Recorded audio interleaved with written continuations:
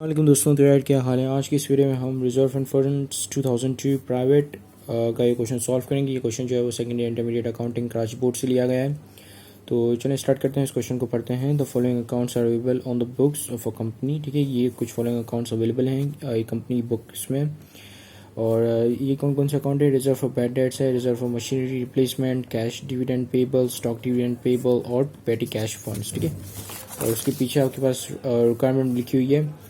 पहली रिक्वायरमेंट है कि classify the above accounts into assets valuation, liabilities and owners equity. ठीक है, यानी कि पहले हमने क्लासिफाई करना है कि ये चीज़ें क्या हैं। ठीक है, रिजर्व फॉर बैड डेट क्या है, रिजर्व फॉर मशीनरी रिप्लेसमेंट क्या है, और कैश डिविडेंड पेबल क्या है, स्टॉक डिविडेंड पेबल क्या है। ठीक है, ये दोनों तो बेसिकली लायबिलिटी की ये पेबल लिखा हुआ है तो उसका मतलब कि देना है। ठीक है, और reserve for bad debts basically ये क्या है कि ये एसेट्स को कम कर रहा है। ठीक है, आपकी क्या करता है, ये अकाउंट रिसीवेबल्स को कम कर देता है। ठीक है, अच्छा रिजर्व क्या है कि आप पहले ही पैसा निकाल के रख रहे हो कि अगर मुझे बैड डेट अकर हुआ तो मैं इन पैसों में से उस बैड डेट्स की भरपाई करूंगा। ठीक है, सो ये आप पहले ही निकाल के रखते हो। सो इट्स ये बिल्कुल अलाउंस फॉर बैड डेट्स की तरह ही है, जहाँ पे आपका एक्यूमुलेटेड क्या हुआ बैड डेट होता है और फिर वो जाके आपके जो है अकाउंट रिसीवेबल्स में से डिडक्ट हो जाता है। ठीक है, और इस अलाउंस समझे कि अलाउंस वही होती है जैसे आपको पॉकेट मनी मिलती है। ठीक है, आपको अलाउंसेस मिलते हैं डेली के, और इसी तरीके से हम जो है वो बेड डेट के लिए भी कुछ अलाउंसेस या कुछ रिजर्व मेंटेन करके रखते हैं कि इन केस अगर ये बेड डेट अकर हुआ तो वो रिजर्व में से उसकी भरपाई होगी। ठीक है, सो ये कुछ इस तरीके से होता है। तो ये एसेट्स वैल्यूएशन में जाएगा। ठीक है, कोई एसेट की वैल्यू को घटा रहा है, कोई भी ऐसा अकाउंट जो कि एसेट की वैल्यू को घटा रहा है या कम कर रहा है या बढ़ा रहा है। ठीक है, या एनहेंस कर रहा है, तो उसको जो हम एसेट वैल्यूएशन कहेंगे। ठीक है, फिर आपके पास है रिजर्व फॉर मशीनरी रिप्लेसमेंट। अब ये जो है आपका क्या है, ऑनर्स इक्विटी अकाउंट है। ठीक है, कैसे, क्योंकि ये इक्विटी को इंक्रीज कर रहा है। ठीक है, रिजर्व फॉर मशीनरी रिप्लेसमेंट, अब जाहिर सी बात है एक मशीनरी को रिप्लेस करके दूसरी मशीनरी लेकर आओगे तो ये क्या है, ये कैपिटल एक्सपेंडिचर है एक्चुअली। ठीक है, सो कैपिटल एक्सपेंडिचर क्या होता है कि एक तरीके से आपकी इक्विटी को एनहेंस कर रहा होता है। तो ये जो है आपका capital expenditure, I mean sorry not capital expenditure, आपका बेसिकली इक्विटी वाला अकाउंट है। फिर है पेटी कैश फंड। ये फंड है कैश की सूरत में। कैश क्या होता है, एसेट होता है, तो ये एसेट है। ठीक है, तो यहाँ पे हमने अभी फिगर आउट किया कि कौन सी चीज़ें कहाँ जाएंगी। ठीक है, ये दोनों लायबिलिटी हैं। और अच्छा मैं यहाँ पे लिख लेता हूँ। ठीक है, ये क्या, ये है एसेट वैल्यूएशन। ठीक है, AWSV मतलब asset valuation. Reserve for machinery आपका जो है वो इक्विटी है, ओनर्स इक्विटी। ठीक है, ओनर्स इक्विटी अकाउंट है, और ये दोनों जो है वो लायबिलिटी हैं, LL लायबिलिटी, और ये आखिरी में जो है वो एसेट है। ठीक है, तो ये हमने यहाँ पे फिगर आउट कर ली कि कौन सा अकाउंट किस हेड में जाएगा। ठीक है, मतलब किस कैटेगरी का है। अब दूसरा हमने क्या करना है कि ये तो हो गया एक। ठीक है, दूसरा हमने क्या करना है कि हमने जर्नल एंट्रीज बनानी है that are made for creating and disposing of the above accounts. ठीक है, ये जो अबव अकाउंट्स यानी ये जो अकाउंट्स हैं इनके लिए हमने एक जर्नल एंट्री बनानी है जहाँ पे हमें दिखाना है कि इनको डिस्पोज करना है बेसिकली, या इनको जो है वो मतलब इनकी जर्नल एंट्रीज बनानी है। So let me just give me a second so that I can draw the format. ठीक है, तो ये फॉर्मेट आ गया है, और सबसे पहले हम देखते हैं हमारे पास क्या है। सबसे पहले आपके पास है रिजर्व फॉर बैड डेट्स। ठीक है, ये रिजर्व कहाँ से निकलेगा, ये रिजर्व जो है आपका मतलब मैंने आपको जैसा कि बताया था कि अलाउंस फॉर बैड डेट या reserve for bad that is the same thing. ठीक है, तो आपका बेसिकली क्या होता है कि बैड डेट एक्सपेंस होता है, और उसकी आप एंट्री कुछ इस तरीके से बनाते हो। बैड डेट एक्सपेंस को आप डेबिट करते हो, और रिजर्व या अलाउंस फॉर बैड डेट्स को आप क्रेडिट करते हो। ठीक है, और अलाउंस फॉर बैड डेट्स आखिर में जाके डिस्पोज हो जाते हैं आपके अकाउंट रिसीवेबल्स में से। ठीक है, सो क्या करेंगे कि सबसे पहले हम ये बैड डेट की एंट्री बना देंगे। ठीक है, तो बेसिकली हमने यहाँ पे एंट्रीज बनानी है। सो यहाँ पे आ जाएगी आपकी बैड डेट एक्सपेंस। ठीक है, और डेबिट ऑफ बैड डेट्स को करोगे, और यहाँ पे अलाउंस फॉर बैड डेट्स को। ठीक है, अलाउंस फॉर बैड डेट्स जो आपके क्या होता है, ये बेसिकली जमा किया हुआ बैड डेट होता है जो कि लेटर ऑन आपकी बैलेंस शीट में जाके आपके अकाउंट रिसीवेबल्स को कम कर देता है। ठीक है, और यहाँ पे अमाउंट्स नहीं गिवन है तो यहाँ पे हम सिर्फ डैश लगा लेते हैं। ठीक है, फिर आपके पास क्या है, फिर आपके पास है रिजर्व फॉर मशीनरी रिप्लेसमेंट। ठीक है, अब ये बेसिकली क्या होता है कि कंपनी के पास एक अकाउंट होता है रिटेन अर्निंग का। ठीक है, अब ये रिटेन अर्निंग क्या है, ये बेसिकली कंपनी की मंथली अर्निंग्स होती हैं। ये और ये अर्निंग्स जैसे कि ये आपका सोल प्रोप्राइटर में क्या होता है कि आप जो है प्रॉफिट को क्लोज कर देते हो आपकी कैपिटल अकाउंट में। यहाँ पे ऐसा नहीं होता, यहाँ पे प्रॉफिट्स जितने भी होते हैं कंपनी के या जितनी भी अर्निंग्स होती हैं वो सारी एक रिटेन अर्निंग के अंदर क्लोज हो जाती हैं, ठीक है। तो ये बेसिकली उन कंपनीज़ की मंथली अर्निंग्स होती हैं, मंथ या डे टू डे अर्निंग्स होती हैं, वो सारी जो है उस रिटेन अर्निंग अकाउंट के अंदर चले जाती हैं, ठीक है। तो तमाम प्रॉफिट्स को आप जो है वो उस रिटेन अर्निंग के अंदर मतलब डाल देते हो और फिर उनमें से जो आप कंपनी निकालती है रिजर्व्स वगैरह या कोई भी जैसे प्लांट को एक्सटेंड करना है, फैक्ट बिल्डिंग खरीदनी है, तो ये रिटेन अर्निंग में से निकलता है सब कुछ, ठीक है। सो यहाँ पे क्या निकलेगा, मशीनरी रिप्लेसमेंट और रिटेन अर्निंग बिल्कुल एक जो है कैपिटल अकाउंट की तरह होता है। यानी कि अगर उसको अगर ये बढ़ता है तो ये आप उसको जो है क्रेडिट करते हो और ये घटता है तो आप उसको डेबिट करते हो, ठीक है। तो यहाँ पे क्या हो रहा है कि रिटेन अर्निंग में से आप पैसा निकाल के रिजर्व में डाल रहे हो मशीनरी रिप्लेसमेंट के लिए जो आपने रिजर्व खोला हुआ है। तो यहाँ पे क्या होगा कि रिटेन अर्निंग कम हो जाएगा और कम होगा तो आप उसको डेबिट साइड पर रिकॉर्ड करोगे। और यहाँ पे जो दूसरी चीज़ बढ़ रही है that is your machinery replacement, ठीक है। तो machinery reserve for machinery replacement, तो इसको आप क्रेडिट कर दोगे, ठीक है।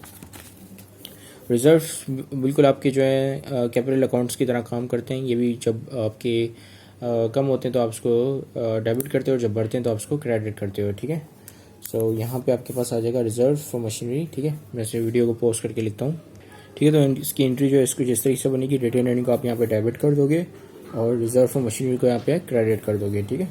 चलिए अब आगे बढ़ते हैं। आगे आपके पास क्या है, आगे आपके पास है कैश डिविडेंड पेएबल और ऑब्वियसली ये लायबिलिटी है और लायबिलिटी यहाँ पे क्या हो रही है, बढ़ रही है। तो लायबिलिटी जब भी बढ़ेगी तो आप उसको क्या करोगे, क्रेडिट करोगे, राइट।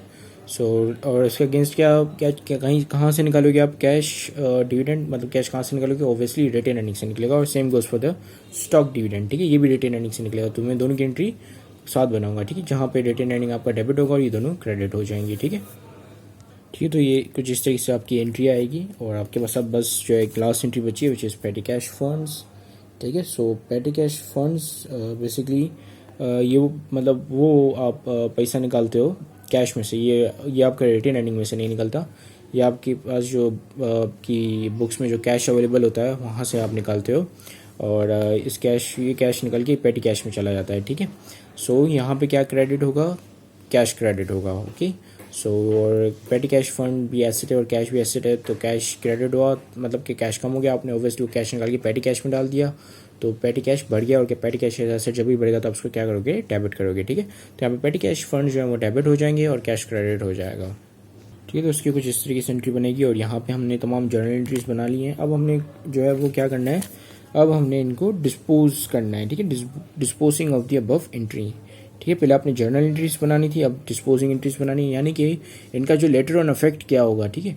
जैसे कि अब क्या होगा कि बैड डेट्स जो है वो आगे जाके अकाउंट रिसीवेबल में से डिडक्ट होता है, तो फिर एक ऐसी एंट्री बनाओगे जहाँ पे दिखाओगे कि भाई अकाउंट रिसीवेबल इसकी वजह से कम हो गए बैड डेट्स की वजह से, और बैड डेट्स भी खत्म हो गया क्योंकि अकाउंट रिसीवेबल में से ऑलरेडी डिडक्ट हो गया, ठीक है। सो इस तरह की एंट्री जो हमने बनानी है अब। तो देखो डिस्पोजिंग एंट्रीज का मतलब है कि जो हमने अभी एंट्री बनाई उसको किस तरीके से डिस्पोज करो, ठीक है, यानी कि उस एंट्री को किस तरीके से ख़त्म करो। और वो कौन सी एंट्रीज है, वो ये वाली एंट्रीज हैं, ठीक है। इनको किस तरीके से हमने ख़त्म करना है, ठीक है। तो यहाँ पे सबसे पहले हम आ जाते हैं आपके रिजर्व फॉर बैड डेट्स के लिए, ठीक है। तो इस रिजर्व को इसके रिजर्व की जो हमने एंट्री बनाई थी वो कुछ इस तरीके से बनाई थी कि हमने यहाँ पे अलाउंस फॉर बैड डेट को जो है वो क्रेडिट कर दिया था, राइट। तो अब हम अलाउंस फॉर बैड डेट को यहाँ पे हम डेबिट कर देंगे ताकि ये ख़त्म हो जाए और उसके अगेंस्ट क्या हम क्रेडिट करेंगे, अकाउंट रिसीवेबल्स, ठीक है। तो चलिए ये करते हैं पहले, ठीक है, कुछ इस तरीके से। तो ये अलाउंस फॉर बैड डेट जो आपका यहाँ पे डेबिट हो जाएगा और अकाउंट रिसीवेबल्स जो आपके यहाँ पे क्रेडिट हो जाएंगे। क्यों, क्योंकि अलाउंस फॉर बैड डेट्स अब बैलेंस शीट में जाके अकाउंट रिसीवेबल को कम कर देता है, ठीक है। और उसी वक्त ये अलाउंस फॉर जो आपका बैड डेट क्या हो जाता है, डिस्पोज हो जाता है, क्योंकि अकाउंट रिसीवेबल में उस मतलब जिस मकसद के लिए हमने अलाउंस फॉर बैड डेट्स की एंट्री बनाई थी वो मकसद वो पूरा करके ख़त्म हो जाता है, ठीक है। तो ये इस तरीके से होगा, ठीक है। तो अब आगे आपके पास क्या है, आगे आपके पास है रिजर्व फॉर मशीनरी रिप्लेसमेंट, ठीक है। अब ये हमने किस तरह से एंट्री बनाई थी, इसकी जर्नल एंट्री हमने इस तरीके से बनाई थी कि रिटेन अर्निंग को हमने यहाँ पे डेबिट कर दिया था और रिजर्व को यहाँ पे हम क्रेडिट कर दिया था, ठीक है। यहाँ पे ये बता रहा है कि हमने रिटेन अर्निंग से पैसे निकाल के हमने एक नया रिजर्व खोला फॉर मशीनरी के लिए, ठीक है। लेकिन अब हमने इस रिजर्व को क्लोज करना है, तो हम रिजर्व के अंदर जो भी पैसा होगा वो निकाल के फिर से रिटेन अर्निंग के अंदर डाल देंगे। तो इस सिचुएशन में क्या होगा कि रिटेन अर्निंग क्रेडिट हो जाएगा और रिजर्व आपका डेबिट हो जाएगा, ठीक है। सो चलिए इसको भी हम कर लेते हैं यहाँ पे वीडियो को पॉज करके, ठीक है। तो हमने इसकी भी एंट्री बना ली है, रिजर्व फॉर मशीनरी यहाँ पे डेबिट हो गया, जो कि शो करा कि रिजर्व फॉर मशीनरी जो हमने खोला था वो ख़त्म कर दिया हमने, ठीक है। और रिटेन अर्निंग वापस उसके रिजर्व ख़त्म करके उसके जो पैसे थे वो हमने रिटेन अर्निंग के अंदर वापस लौटा दिए। अब आगे क्या है आपके पास, आगे आपके पास है कैश डिविडेंड पेबल, ठीक है। तो ये जो है क्या है, पेबल है, पे नहीं किया है, तो इसको ख़त्म करने के लिए, डिस्पोज करने के लिए हमने कैश को पे करना पड़ेगा, ठीक है। तो यहाँ पे मैं क्या करूँगा कि कैश डिविडेंड पेबल को डेबिट कर दूंगा, ठीक है। कैश डिविडेंड पेबल है, ठीक है। और पेबल जब भी डेबिट होता है तो वो ख़त्म हो जाता है एज ए लायबिलिटी, जब भी लायबिलिटी को आप डेबिट करोगे तो वो ख़त्म हो जाएगी। और यहाँ पे मैं कैश को क्रेडिट कर दूंगा, जो कि शो करेगा कि अभी मैंने कैश देके अपना पेबल उधार ख़त्म कर दिया, ठीक है। And same goes for the अच्छा स्टॉक डिविडेंड में आप क्या करते हो, बेसिकली स्टॉक्स दे रहे होते हो, कैश नहीं दे रहे होते हो। तो इससे क्या होता है कि आपके जो आउटस्टैंडिंग स्टॉक्स हैं, ऑर्डिनरी शेयर कैपिटल जो होता है वो आपका बढ़ जाता है, ठीक है। और इसमें क्या होता है कि कंपनी जो है मतलब कैश की जगह स्टॉक्स दे रही होती है, ठीक है। अब एक और कॉन्सेप्ट होता है यहाँ पे स्टॉक स्प्लिट्स का, उसके ऊपर मैंने एक अलग से वीडियो बनाई हुई है, तो वो जाके मैं लिंक डाल दूंगा डिस्क्रिप्शन में। अगर मैंने नहीं डाली होगी तो प्रोबेबली आप अगर कमेंट कर दोगे तो मिल जाएगी स्टॉक स्प्लिट्स के बारे में, ठीक है। इसमें मैंने स्टॉक डिविडेंड और स्टॉक स्प्लिट्स दोनों के बारे में बताया हुआ है।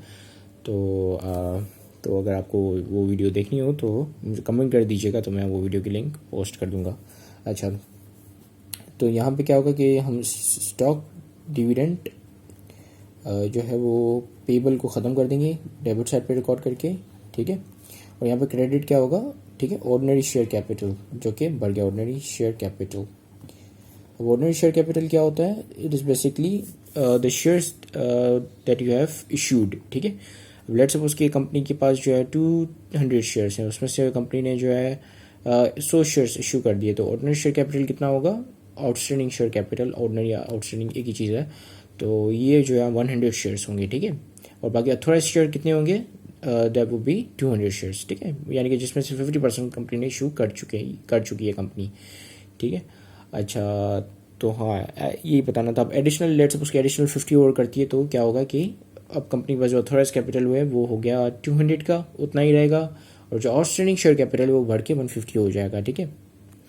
अच्छा, अब आपके पास आखिरी जो है वो क्या है कि पेटी कैश फंड था, और अब ये फंड किसके लिए होता है, ये फंड जाके इसलिए होता है ताकि आपके जो माइनर्स एक्सपेंसेस होते हैं, ठीक है, तो उन एक्सपेंसेस को कवर करने के लिए, ठीक है। तो यहाँ पे हमारे पास क्या हो जाएगा कि माइनर एक्सपेंसेस जो है वो डेबिट हो जाएंगे, कोई एक्सपेंसेस मतलब एक्सपेंस जब भी बढ़ेगा तो आप उसको क्या करते हो, डेबिट करते हो, ठीक है। सो यहाँ पे क्या है कि आपके माइनर एक्सपेंसेस होते हैं, ठीक है। माइनर एक्सपेंसेस जो कि आप पेटी कैश से कवर करते हो तो वो माइनर एक्सपेंसेस डेबिट हो जाएंगे और आपका पेटी कैश खत्म होकर क्रेडिट हो जाएगा, ठीक है। क्योंकि पेटी कैश भी एज एसेट है, एसेट जब भी खत्म करोगे तो आप उसको क्या करोगे, क्रेडिट करोगे, ठीक है। तो इसी के साथ ही ये वीडियो कंप्लीट होती है। हमने यहाँ पे जर्नल एंट्रीज बनाई, रिजर्व पहले तो हमने जाना कि कौन सा अकाउंट कहाँ बिलोंग करता है, फिर हमने जाना कि फिर हमने जो है वो जर्नल एंट्रीज बनाई, और फिर हमने उन जर्नल एंट्रीज को डिस्पोज किया आगे जाके, ठीक है। So this is it, thank you very much for watching this video, have a great day and अल्लाह हाफिज़।